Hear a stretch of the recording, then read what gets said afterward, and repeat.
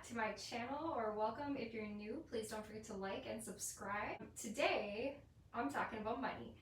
You need to ask yourself, when I said that, did you feel excited about it? Did you feel like, yeah, I love talking about money? Or did you feel like, I hate talking about money?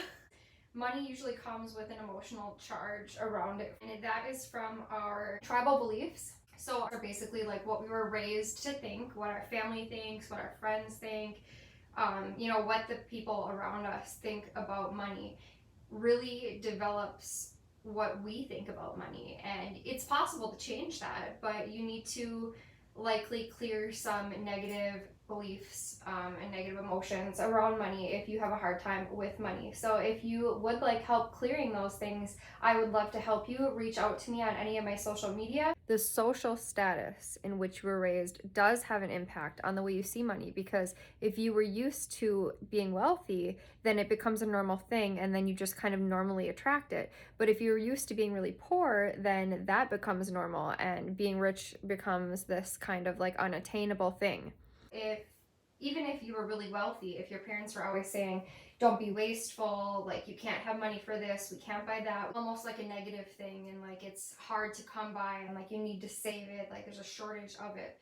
If you grow up really poor, your family and your friends, by no fault of their own, believe that it's normal to be poor, or believe that it's difficult to acquire money, that you need to effort into it, or that it's really unlikely that you'll become very wealthy. Many people have that belief. Only the 1% is very wealthy, and they actually believe that it is impossible for them to become really wealthy. As long as you believe that it is impossible for you to become wealthy, it is impossible for you to become wealthy. If you can instead look at money as a source of infinite abundance, because there's infinite abundance in this world, and money itself is really just paper. But if you can recognize that we all have equal access to law of attraction and therefore equal ability to attract money, if you can recognize that, and it's absolute truth, no one person is really more powerful than the other. We are all born equal. We are all sons of God. We are all divine creators. Then you can recognize that it is possible for you to become as wealthy as you believe it is. As a child, hearing like, we don't have money for that, and I'm broke and I'm working so hard and I'm losing all this money and that's expensive and I can't buy this and we can't afford that, you get used to feeling that way. You get used to thinking that it's hard to get money, and then on top of the focusing on the lack, people who don't have a lot of money tend to look at people who have money as negative. They look at money itself as being negative. They don't recognize that when they're looking at someone and saying, God, like, oh, I just hate that person driving their Lamborghini and their private jets, and like, how dare they be so rich? They don't look at them like, oh yeah, I can't wait to have that. They look at them like, I'll never have that, and I hate them for having it. When you put that negative energy around money like that, you will not attract it. You're blocking it. There's a trick when it comes to money. A lot of people will chase the money itself, and some of them are successful, and then they recognize that they didn't attract the actual abundance that they were desiring, which is usually in the form of love and satisfaction in life and a purpose and alignment. And just because you're very wealthy doesn't mean that you're happy or in alignment or in love or attracting other wonderful things into your life. So that's where we realize that the money, although it can buy us material possessions that we appreciate, doesn't actually buy us happiness. Here's the kicker. You can have both. Not all wealthy people are miserable. Not all poor people are sad. It's paper. It's just paper. The money isn't the thing. The energy is the thing. So if you want to be wealthy and happy, then you need to chase your life's purpose. Chase your passion. Chase your highest excitement.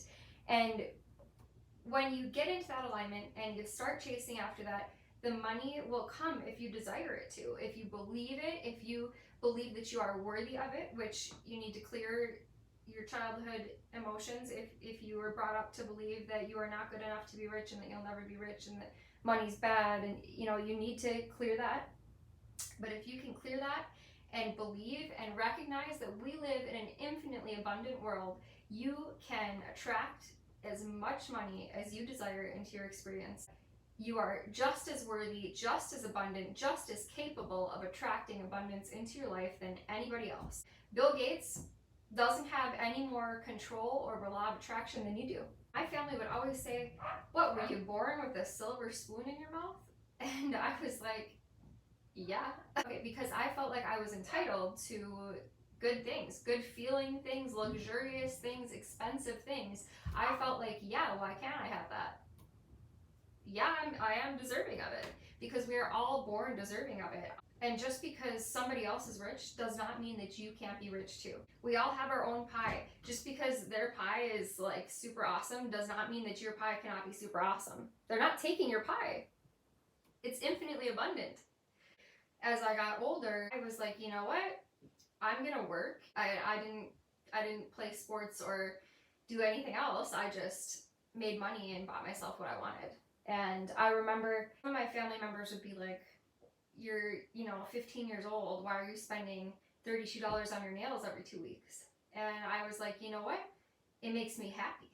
It's worth it for me. And I remember when I studied abroad, I had family members saying, "Why don't you wait till you're older to travel? Like, why don't you wait till you have a house and kids and a real job?" What is that anyway? And I remember thinking, because I'm young right now, I'm free, and I want to do this, and it's my highest excitement, and I'm not going to let paper stop me. And I didn't, and I went and did it. It was one of the most valuable, if not the most valuable, experiences I've ever had. And yes, money can do great things for us, but money can't control you. You control your world and what you attract into your physical existence. And everybody who I come across who is struggling with money is worried about money all the time. Even sometimes rich people worry about money all the time. They stress themselves out and they're not happy because all they're worrying about is money.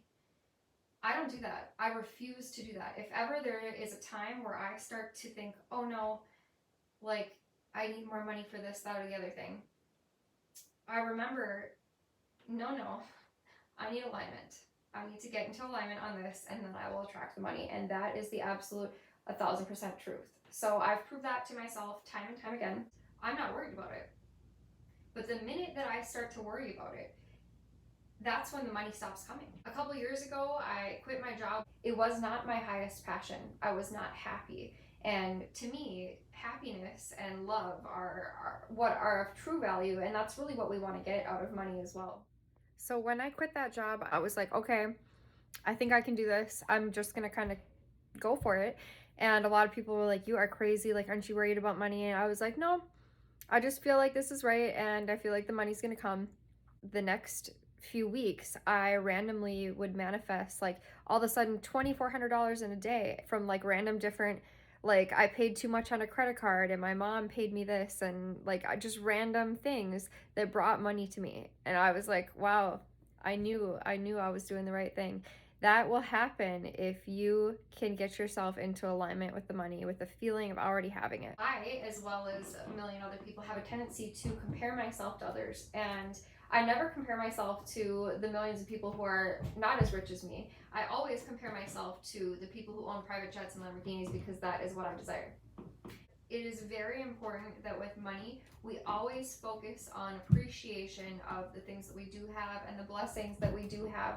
By focusing on the appreciation of what we do have and the wealth and abundance that we do have, we then attract more wealth and abundance to our lives by changing our energy to that appreciation of abundance and recognition of abundance in our lives. The only reason that anybody wants anything, including and especially money, is that they think that they will feel better in the having of it.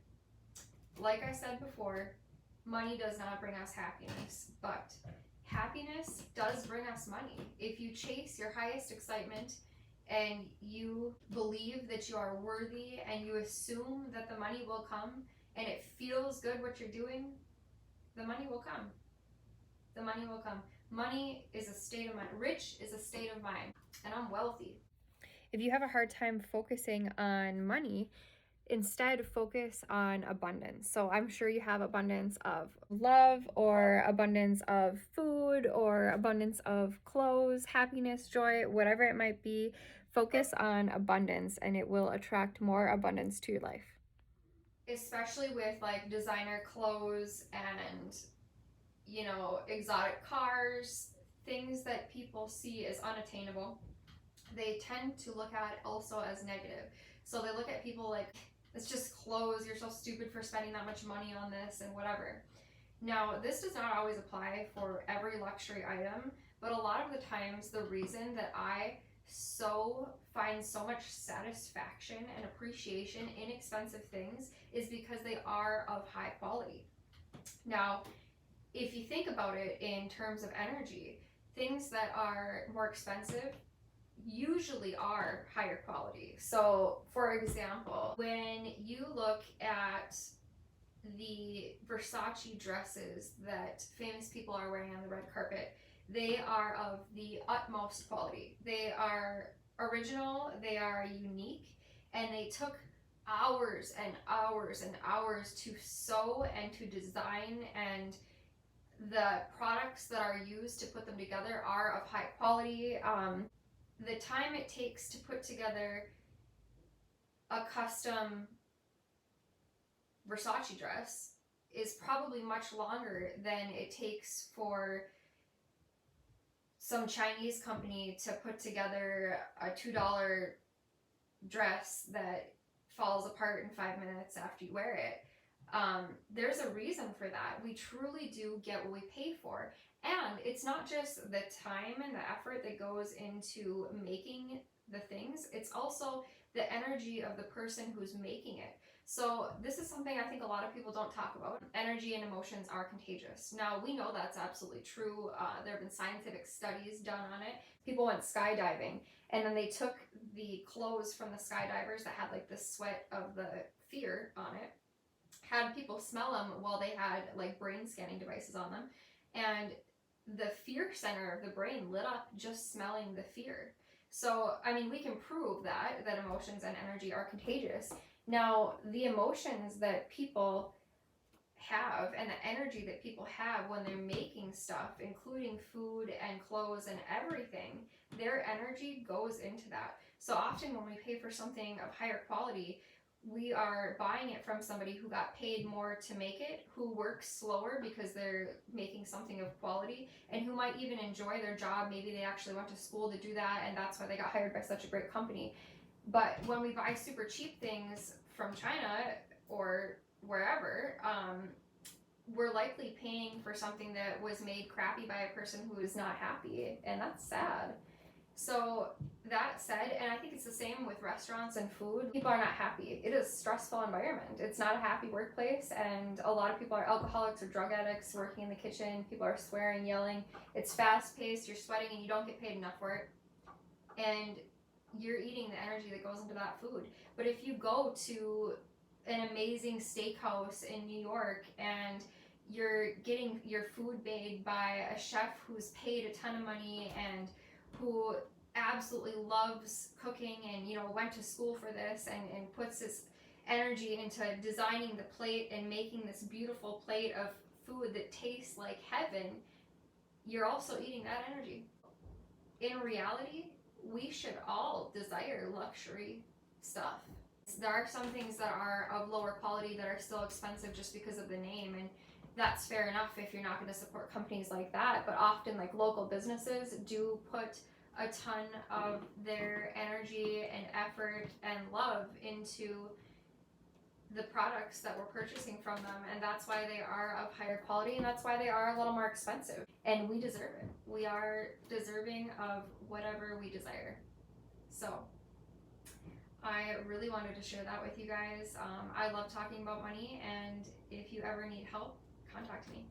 All right, don't forget to like and subscribe. Comment below if you like this video, and I'll see you in the next one. Bye!